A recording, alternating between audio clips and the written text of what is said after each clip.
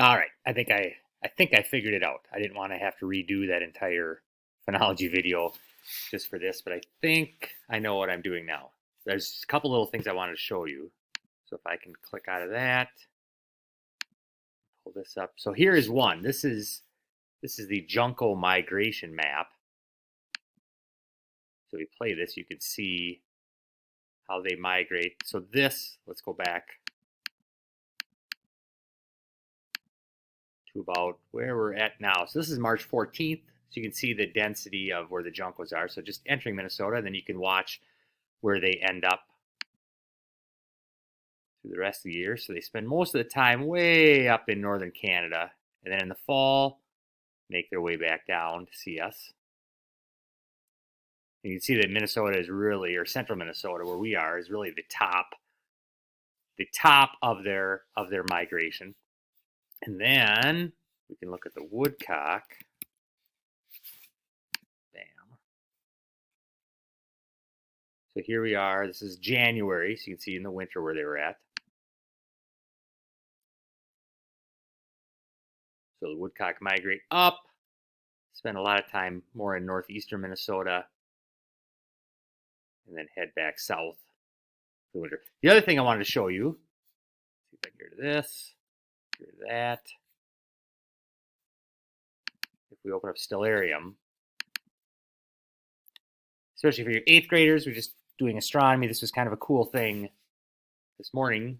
And it was cloudy today, so it didn't work out well. Tomorrow you'll be able to see it again. I'm sure you guys are all getting up before the sun does and going out exploring. But if by chance you are, it's kind of a neat sight you can see if this opens up. Open.